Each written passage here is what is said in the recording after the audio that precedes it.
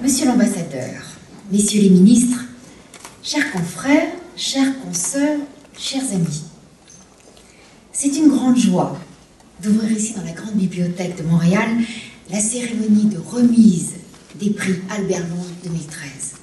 Oui, c'est une joie. Nous y avons pensé pendant des années, nous en avons rêvé depuis plusieurs mois, et bien nous y voilà. Albert Londres est à Montréal. Et il est temps. Alors vous allez dire que j'exagère, que je suis passablement dérangée au mégalo en me prenant pour Albert Londres. Non, non. Je parle de ses héritiers, en tout cas de ceux qui, à la suite de sa fille, Floris, en 1933, un an après sa mort, ont eu à cœur modestement de reprendre le flambeau, de perpétuer ses valeurs, sa démarche, sa conception du journalisme, son engagement dans ce métier passion. Mais je vous en reparlerai plus tard. C'est pas la première fois que nous quittons Paris. Nous adorons, comme lui, comme Albert, prendre la poudre d'escampette. Et comme il nous fallait un prétexte pour folâtrer de concert, nous sommes d'abord partis sur ses traces. Alors d'abord, un peu timidement, nous sommes allés à Reims. C'était pas très loin de Paris, en nous rappelant que c'était là qu'il avait fait son premier grand reportage, publié le 20 septembre 1914, devant la cathédrale en feu. Et puis nous sommes allés à Courchevel, c'était agréable, dans la montagne, pour assister à une étape du Tour de France et applaudir comme lui les forçats de la route. C'est le titre d'un de ses livres sur les coureurs du Tour de France. Nous sommes ensuite allés à Cayenne, sur les lieux de l'ancien bagne, qu'il a contribué d'ailleurs à faire fermer par la force de ses articles. Et puis nous avons pris goût à ces échappées belles, qui sont de formidables occasions de rencontres et qui nous donnent le temps de mieux nous connaître, nous qui bourlinguons à travers le monde, le plus souvent, c'est vrai, en solitaire. Alors nous avons enchaîné Moscou, Pékin, Istanbul, Beyrouth, Dakar, Rio. Rio, il n'y était pas allé, mais nous avions d'autres raisons. En délibérant sur place et en donnant à chaque fois aux lauréats moins de 48 heures pour nous rejoindre, où qu'ils soient dans le monde. Ils réussissent toujours. C'est incroyable. On n'a jamais eu de raté. Il y a 2 ans, après avoir suivi avec passion l'actualité des révolutions arabes, c'est à Tunis qu'on a voulu être. Non plus sur les traces d'Albert, mais pour célébrer avec nos confrères tunisiens l'espoir d'une renaissance de la liberté d'expression. C'était fiévreux, c'était fervent. Aujourd'hui, Montréal, c'est la francophonie et la vitalité du journalisme québécois que nous venons fêter. Nous avons eu l'occasion d'en parler hier avec des confrères québécois. Et c'était formidable, notre discussion. Ça a d'ailleurs donné plein d'idées, de sujets à plusieurs de nos reporters. Je vois Manon Loiseau qui est en face et qui me disait ça tout de suite. Ça donne envie de venir travailler ici. Mais oui, bien sûr. On a parlé avec nos confrères. Quelle pêche, quelle flamme et quel humour. Et puis, vous savez, le prix Albert Londres récompense les journalistes d'expression française. Et le Québec, qui défend si bien notre langue, est plus que bienvenu pour y participer. Nous avons reçu une poignée de candidatures québécoises cette année, dont 2 magnifiques, en écrit et en télé, qui ont très vite intégré la shortlist. J'ai dit un mot anglais. Il n'y a pas le droit ici. Oh mon Dieu, quelle erreur. La petite liste, ça va, la petite liste, je trouve que ça fait moins d'effet, mais bon, la sélection, la présélection, évidemment, tout de suite. Nous attendons davantage de candidatures québécoises pour les prochaines années, en écrit et en audiovisuel. J'espère que le message va passer. Alors oui, c'est une joie et un honneur de nous retrouver chez nos cousins, chez nos amis, et dans la bibliothèque francophone la plus fréquentée au monde.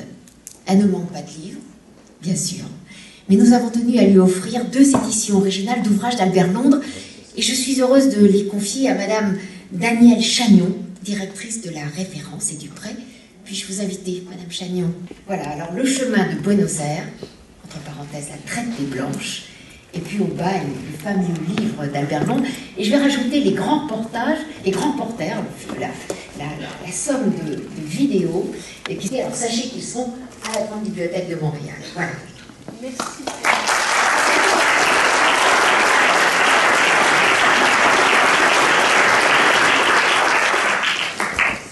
J'invite maintenant Monsieur Philippe Zeller, ambassadeur de France au Canada. 3 minutes, je crois, 3 idées. La première, d'abord pour vous remercier infiniment, Madame la Présidente, d'avoir bien voulu me prévenir, d'avoir prévenu le réseau de l'action publique française au Canada, il y a déjà plusieurs mois, de ce choix de Montréal, de ce choix de venir au Canada. Deuxièmement, francophonie, bien sûr. Comment ne pas magnifier ce choix que vous faites en venant rendre hommage à cette francophonie canadienne, québécoise d'abord, avec toute la richesse des contacts qu'elle nous permet.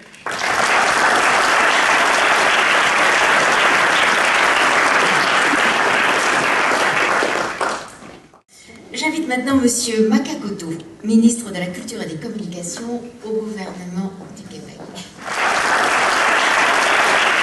Ces hommes et ces femmes qui, selon les mots d'Albert Londres, font vocation de tremper la plume dans la plaie, œuvrent bien souvent dans de périlleuses conditions.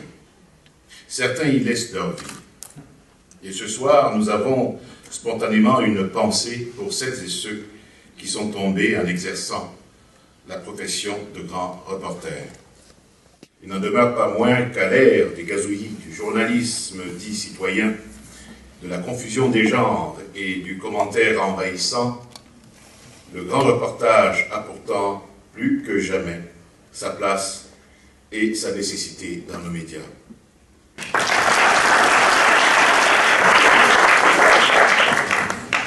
J'invite Jean-François Lisée, ministre des Relations internationales, de la francophonie et du commerce extérieur du gouvernement du Québec. Le Québec peut être fier d'avoir contribué à cet effort depuis des décennies en formant de grands reporters qui ont parcouru le monde et n'ont pas hésité à mettre leur vie en danger pour se rendre dans les zones de conflit pour pratiquer leur art. Par leur courage et leur sens du devoir, ils ont contribué à la progression dans le monde des valeurs de justice, de paix, de liberté, d'égalité, si chères au peuple québécois et français comme à tant d'autres. Pensons seulement à l'ancien premier ministre René Lévesque, qui était un des premiers journalistes à Dachau, avec l'armée américaine, puisqu'il avait décidé qu'il voulait être journaliste d'armée, et il s'était inscrit dans l'armée américaine, qui ensuite a couvert l'Algérie et plusieurs autres conflits du temps. Pierre Nadeau, Paul-André Comeau, plusieurs autres. Et je veux dire ici combien, comme citoyen, comme ministre et comme ex-journaliste, je suis heureux que les médias québécois qui en ont la capacité, mais pour lesquels ce n'est pas une obligation, ont décidé d'investir dans le reportage international.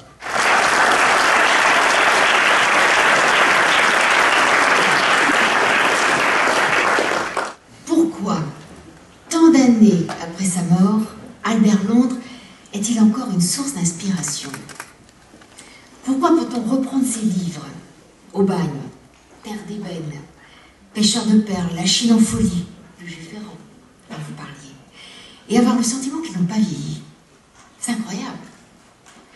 Comment, à l'heure d'Internet, de Twitter, de Facebook, peut-il encore nous toucher, nous concerner, nous rendre plus combatifs et nous donner envie de regarder d'un peu plus près, à la loupe plutôt qu'à la longue vue, les hommes et les événements? Pourquoi les jeunes journalistes continuent-ils de le considérer comme leur héros, le père du grand reportage? Permettez que je vous dise 3 mots. Vous avez dit déjà des choses formidables sur Albert Londres.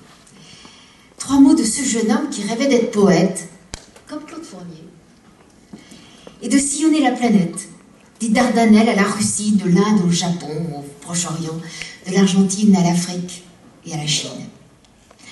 Sa particularité, d'abord un ton, un style, une plume. Quelle drôle d'expression, désuète la plume, mais quelle jolie expression. Un journal avait eu le toupet de lui reprocher d'avoir introduit dans ses articles le microbe de la littérature. Albert l'avait envoyé bouler. C'est bien parce qu'il écrit avec grâce, avec style, sans emphase, mais avec des procédés littéraires, que ces reportages écrits pourtant à chaud, sur le vif, survivent au temps qui passe.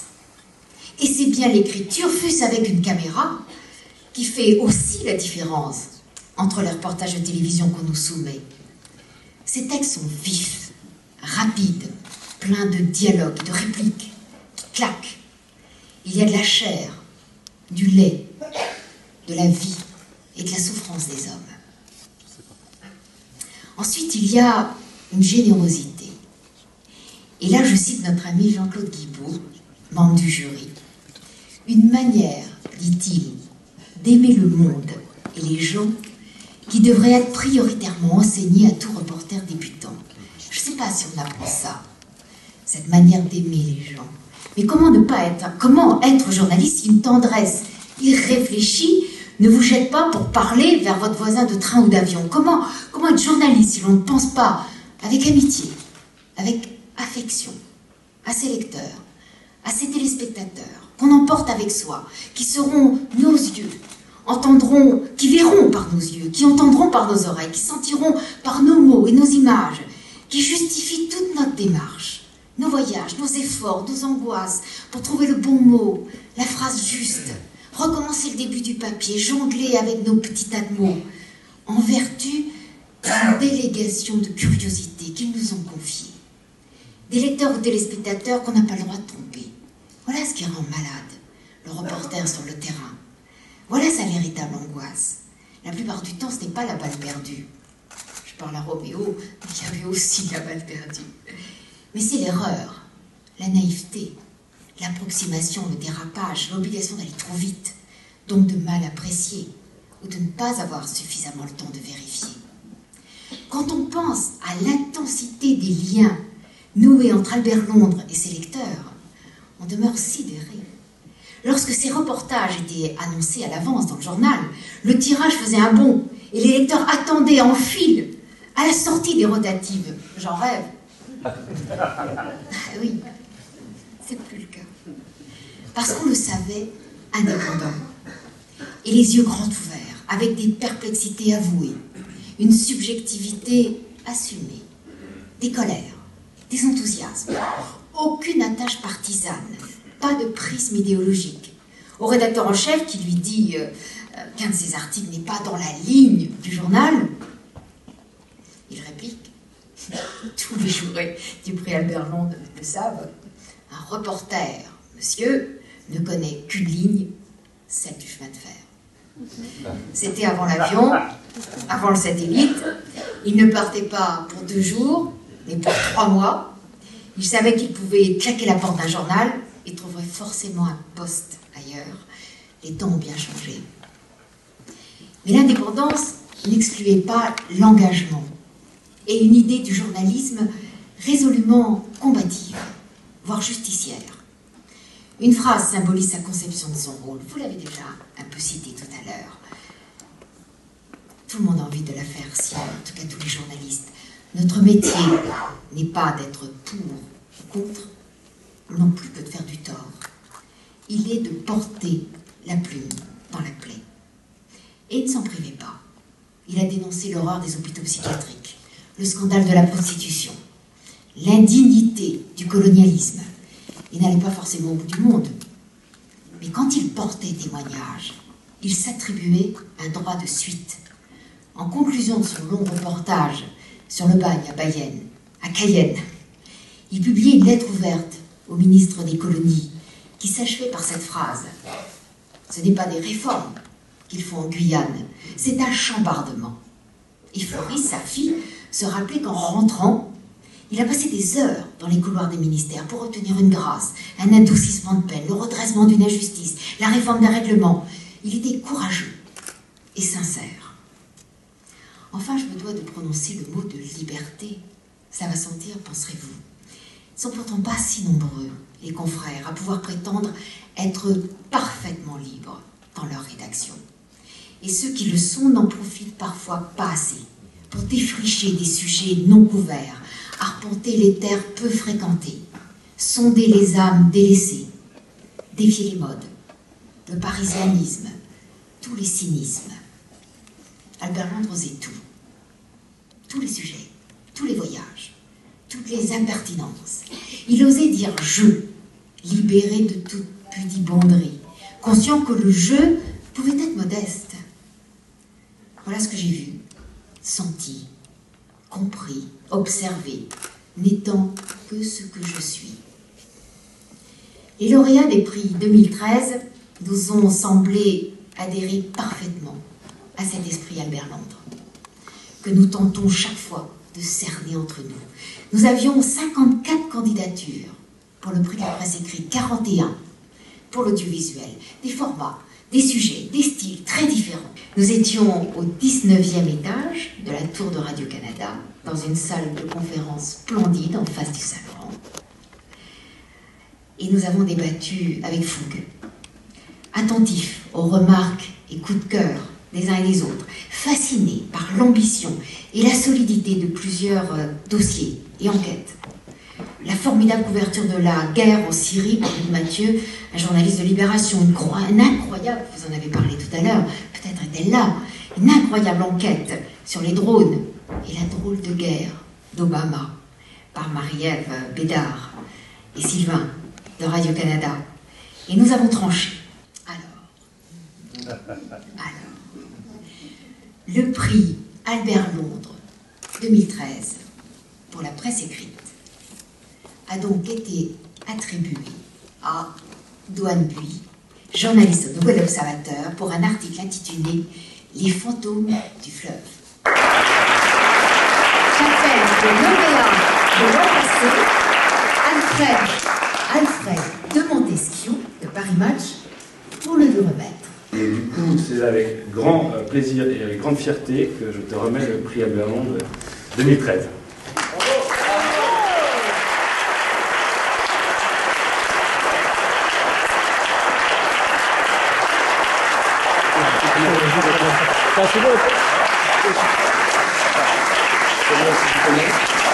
Regardez les caméras, messieurs là. Ici, regardez. Cette histoire m'a touchée parce que je suis fille d'immigrés, donc mes parents, eux, ont pu construire un avenir meilleur pour leurs enfants. Je vais faire un petit hors-sujet, mais quand j'ai refait mes papiers, parce qu'on m'a demandé de prouver que j'étais française, etc., on m'a demandé des papiers, et notamment on m'a demandé des actes de naissance de mon père, et je les ai demandés à Nantes, etc. Et là, on m'a envoyé un papier en me disant « mais votre père n'existe pas ». En fait, il était pour moi, mais ces papiers avaient été perdus, où il y avait une faute d'orthographe, et ces papiers n'existaient pas. Donc on m'a demandé de chercher quelque chose qui n'existait pas. Et donc c'est vrai que moi, je suis très touchée par quelles sont les traces qui restent d'un être humain. Souvent, c'est des dossiers administratifs, c'est des fichiers de police, c'est des choses comme ça. C'est quelque chose qui m'interpelle. Et ces gens qui partent, ces immigrés, ces exilés, souvent, ils laissent tout derrière eux, ils laissent leur passé, ils laissent la tombe de leurs ancêtres, ils laissent tout. Ils laissent leurs papiers aussi, parce qu'ils sont obligés de changer d'identité pour arriver dans ce nouveau pays où ils vont construire une vie nouvelle. Et donc, ils arrivent sans rien. Et ces immigrés, qui sont souvent donc, juste des statistiques, en général, on a réussi à repousser tant d'immigrés telle année, donc c'est plutôt dans ce sens-là. Moi, j'ai eu envie de leur redonner une identité, une histoire, à partir des maigres traces qu'ils avaient laissées. C'est pour ça que le reportage s'appelle les fantômes du fleuve, parce qu'ils laissent très très peu de traces, parce que ces corps, personne n'en veut, on ne veut pas de vivants, on ne veut pas de morts. Donc les corps qui s'échouent dans le fleuve, qui échouent du côté turc ou du côté grec, personne n'en veut. Et même le cimetière, on n'arrive pas à trouver de la place pour ces corps qui souvent ne sont jamais réclamés parce qu'on ne sait pas qui ils sont. Donc moi, c'est cette histoire qui m'a profondément émue. C'était ces fantômes anonymes.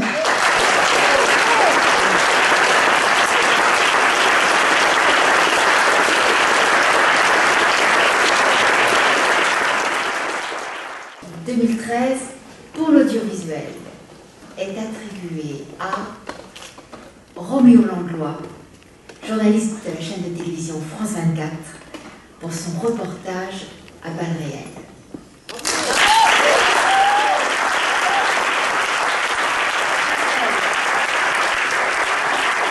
Et deux lauréates de l'an passé, Alice Audio et Audrey Gallet, pour le lui remettre. Je crois que personne, aucun d'entre nous ne sait comment il aurait agi à sa place. Mais ce qu'on s'est tous dit, c'est que tu avais bien fait. Vraiment très bien fait. Donc voilà. Alors, Roméo, tu vas nous dire quelques mots et nous raconter peut-être quand même les circonstances de ton reportage, qui, c'est vrai, a été périlleux, a failli mal finir. Alors, il y avait good luck, bad luck. Ça a été très très compliqué puisqu'elle a ce reportage, au cours de ce reportage, en faisant ce reportage, Roméo Langlois a été blessé, fait kidnappé par les FARC et s'en est sorti difficilement. Voilà, raconte-nous ça. Bonsoir à tous, merci beaucoup. Je suis ému, honoré, surpris aussi. D'une certaine manière, le reportage dont on parle à Nix, c'est un reportage qui se passe en Colombie, un pays oublié, un pays dont on a beaucoup parlé parce qu'on a eu une franco-colombienne, Miguel Betancourt bien sûr, très connue, qui a été prise en otage par la guérilla des FARC. On en a beaucoup parlé à cette époque et depuis sa libération, on ne sait plus ce qui se passe en Colombie. Donc, puis, c'est un pays où j'ai vécu 12 ans, qui m'a énormément apporté sur le plan personnel, d'abord, sur le plan professionnel aussi, qui m'a beaucoup appris, qui m'a traité de manière un peu ingrate parfois, mais un pays que j'aime énormément.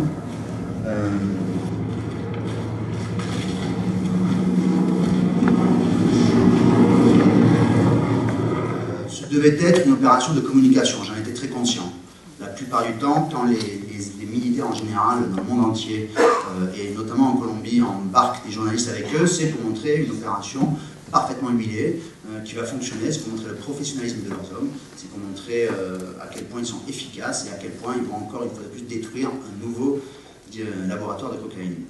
Cette fois, l'opération a tourné court, nous sommes tombés dans une embuscade, de nombreuses personnes sont mortes, et le résultat est absolument dérisoire, puisque ce qui a été détruit, c'est un misérable cabanon. Et les FARC les gardent sous un feu constant.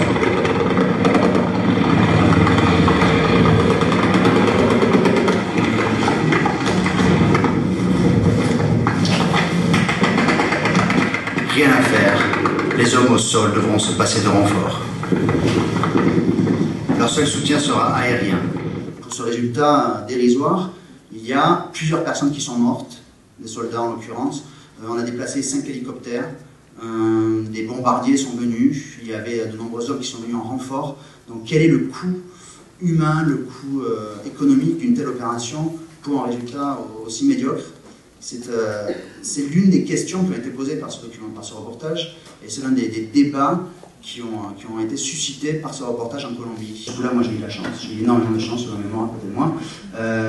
De nombreux collègues français ces dernières années, je pense à 4 personnes notamment, à Miochlik, à Gilles Jacquier en Syrie, Miochlik aussi, plus récemment Olivier Voisin, et j'en oublie bien sûr, il y a Marie Colvin, tous ces gens-là n'ont pas eu de chance, ils sont tombés.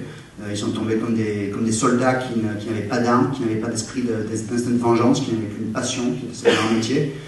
Donc je voudrais vraiment exprimer tout mon respect, mon admiration à ces personnes, à tous les autres qui sont dans les mêmes conditions et qui sont encore plus invisibles. Tous les blogueurs en Syrie ou au Mexique, dans le monde entier, qui travaillent et qui aussi font leur guidés par cette soif de raconter, de témoigner ce qui se passe dans le monde, qui font leur métier. Donc je voudrais leur exprimer toute mon admiration et toute ma sympathie pour leurs proches et pour leur famille. Merci.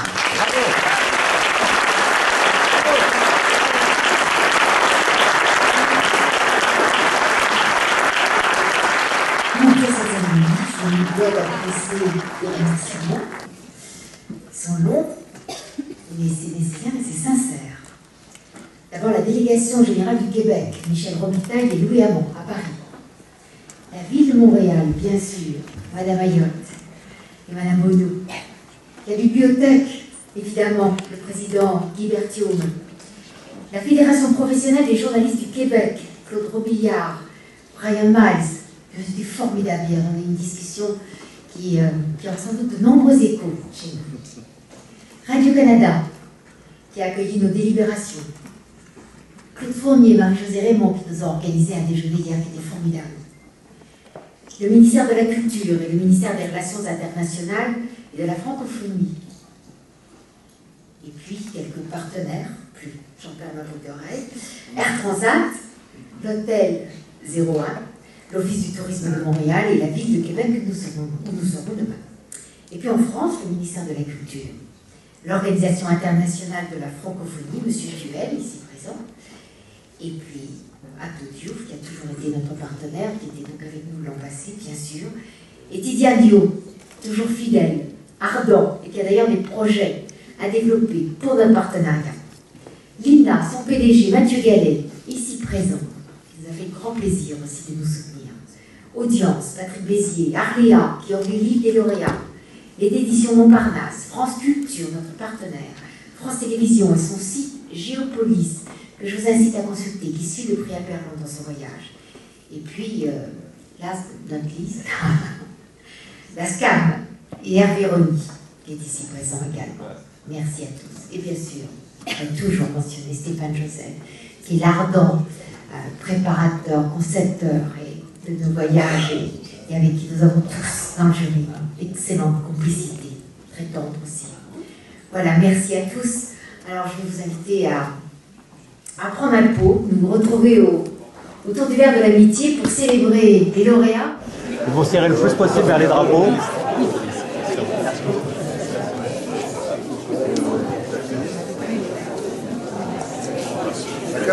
Excusez-moi, restez pas devant, on va passer là. Merci.